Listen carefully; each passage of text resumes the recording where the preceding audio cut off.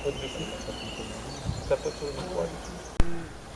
Que vous n'avez pas envie de faire parce que c'est une belle maison, vous allez vous raconter. Qu'est-ce qui vous a choqué dans le principe des zones noires qui ont été décidées pour protéger aussi les gens? Il y a quand même 29 morts ici, alors qu'est-ce qui vous choque? Alors avec beaucoup de respect pour les disparus, je crois qu'il ne faudrait pas utiliser les disparus contre ceux qui ont survécu.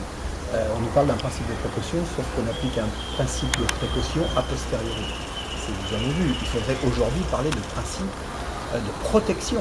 Aujourd'hui, l'urgence, ce serait de faire les travaux sur les digues qui avaient été envisagés et qui avaient été X fois reportés. Protéger maintenant les citoyens, que ce soit ceux qui restent, enfin ceux qui partent pour la difficulté, mais ceux qui restent doivent être protégés aujourd'hui. C'est ça la priorité.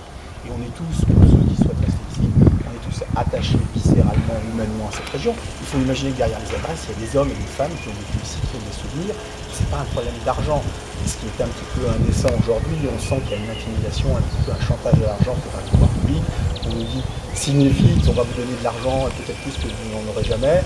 En contrepartie de quoi, on va libérer les espaces. Ça ne tient pas la route aujourd'hui. Les gens sont révoltés. Il y a une forme d'injustice profonde qui est ressentie. La discrimination entre le milieu populaire de la Faune-sur-Mer, au sens noble du terme populaire, et les VIP de l'île de Ré, c'est vécu comme une provocation. On est des citoyens comme les autres, on n'est pas des sous-citoyens, et on mériterait, les exceptions qui ont été faites ailleurs pourraient être faites ici pour ceux qui le souhaitent. La liberté de choisir, c'est ce qu'on réclame. La liberté de choisir pour ceux qui veulent partir et qui se considèrent plus en sécurité ici, et puis pour ceux qui veulent rester, la liberté de pouvoir rester ici. On nous réclame que ça. Vous avez parlé de brutalité, plus que finalement ces zones noires, vous dites qu'elles auraient pu être faites de la même façon, mais pour les brutalités, pour le moins, la présentation a été inélégante. Tout ça a été fait dans une réunion publique, on a projeté quelques images sur un écran sans que chacun puisse s'y retrouver vraiment, et après on s'y retrouvait les uns ou les autres avec des missives assez impersonnelles dans les boîtes aux lettres, et tout le monde a été sous le choc. Il y avait une préparation. Pourquoi tant de précipitation? On vit ici tranquillement depuis des années, en 2 siècles. Voilà, c'est le premier dommage majeur que connaît cette commune. Pourquoi tant de précipitation? On n'avait pas besoin de prendre des décisions en 30 jours. On pouvait consulter, on pouvait coordonner, on pouvait partager. Il y a des solutions alternatives de déclenchement de plans d'évacuation. Il y a des solutions alternatives d'envisager des expropriations différées. Si on me dit, moi, dans 30 ans, lorsque vous allez partir, rejoindre l'au-delà, et à ce moment-là, votre maison ne pourra pas être transmise, mais pourquoi pas? Ça permet déjà d'apaiser, de laisser le temps de faire le deuil des choses. Mais la brutalité avec laquelle les choses s'opèrent est vraiment vécue comme une provocation ici. Et pour les gens qui sont enracinés, moi, mes grands-parents reposent à 300 mètres d'ici dans le cimetière, je leur ai promis, quand ils sont partis, de rester près d'eux, et je tiendrai cette promesse. Donc c'est pas à l'État, je pense, aujourd'hui, de décider où je vais vivre, alors même qu'on n'est pas dans une zone de risque ici. C'est plus dangereux d'être à Nice aujourd'hui, parce que le jour où un tremblement de terre va se passer à Nice, personne ne pourra prévenir. Aujourd'hui, maintenant, avec ce qui s'est passé, on sera forcément prévenu. Et si le préfet n'avait pas dit aux gens restez chez vous le samedi après-midi, peut-être que certains auraient pu penser à évacuer si on avait donné des consignes. pour vous, c'est une question sentimentale. Une maison, c'est d'abord des sentiments. Ah mais c'est que de l'affectif. Moi j'ose le dire et je le dis haut et fort. C'est bien ce qui nous amène à mener ce combat qui va être long, on le sait, pour les irréductibles, on est quelques-uns quand même, à avoir décidé de rester ici. On va manifester tous les dimanches après-midi à 15h sur le pont qui sépare les lignes de Ré, et on fera ça autant que nécessaire pour démontrer que, au-delà de la vision, j'allais dire technocratique, c'est pas forcément polémique, mais au risque de vous choquer, je pense que les pouvoirs publics ont pris cette décision au départ de bonne foi. Je pense qu'ils ont cru bien faire, sauf qu'ils n'ont pas mesuré les conséquences de cette décision. Elle est inéquitable, elle est injuste, et elle ne prend pas en compte la véritable dangerosité du site, qui est quand même très partielle et très relative. Je pense que vous entendez comme moi les petits oiseaux. Voilà, il y a eu un incident depuis 2 siècles ici majeur, et aujourd'hui on veut faire de nous un cas d'école, on est les victimes de règlements de compte ou d'une politique dite sécuritaire très médiatisée. C'est fort dommage, on mérite mieux que ça. Donc vous allez faire de la résistance? Absolument. Jusqu'où?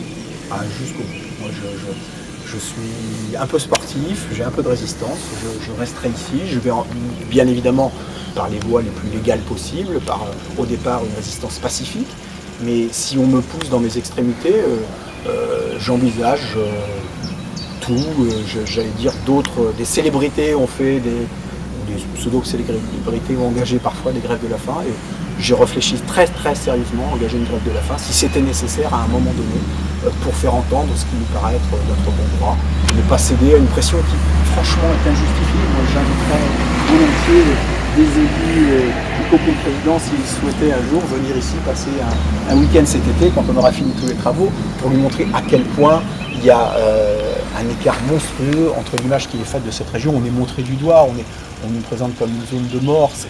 C'est pas bien tout ça, les gens d'ici ne méritent pas ça, c'est une petite région calme où il s'était jamais rien passé. La malchance a voulu que, mais moi j'en veux pas à la nature, j'en veux à la chaîne de responsabilité qui a été défaillante dans cette affaire. C'est pas un peu extrême, une grève de la faim? Ah ben c'est aussi extrême que les décisions qui ont été prises. La décision qui a été prise est extrême. On nous dit sans prévenance, vous devez disparaître, on va raser vos maisons, on va raser votre vie. Excusez-moi, ma vie elle est ici. J'ai mis 20 ans à revenir ici après avoir, pour des raisons professionnelles, dû être dans le nord de la France, comme le nord. C'était une obsession pour moi de revenir ici, de retrouver mes grands-parents comme je leur avais promis, ma mère qui habite à 2 km d'ici.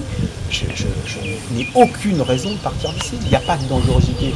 On est dans une intoxication, dans une médiatisation des propos. Jean-Louis Borloo, franchement, une zone de solidarité.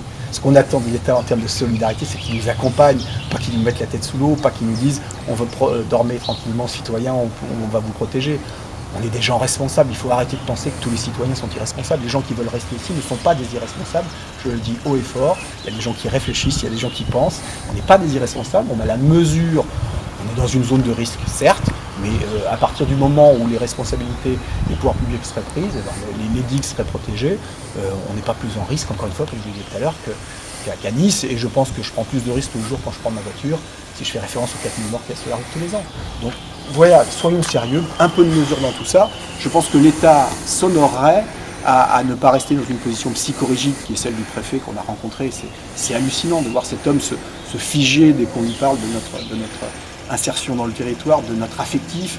Il nous parle tout de suite du fait qu'il est parisien. On ne veut pas d'être parisien, mais il peut quand même prendre la mesure de l'humanité qu'il y a derrière, de la non prise en compte de l'humanité dans les décisions qui sont prises, encore une fois, d'une manière assez technocratique dans cette affaire. Et encore une fois, les gens qui vont partir parce qu'on est mis sous la pression de l'argent en disant prenez vite, sinon monsieur, on ne vous n'aurez plus rien, ce sont des gens qui souffrent aussi.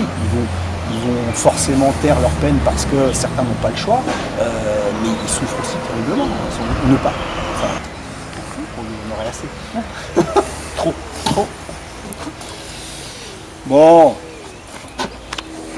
J'ai qu'une demande, c'est si vous pouviez passer l'extrait sur la manif. Ah ben pas là dans ce reportage-là. Non. On a eu 30. Toi oui, non mais. Nous on est des manifs, on en a parlé, on en reparlera. Ah mais pour les gens d'ici c'est vachement important.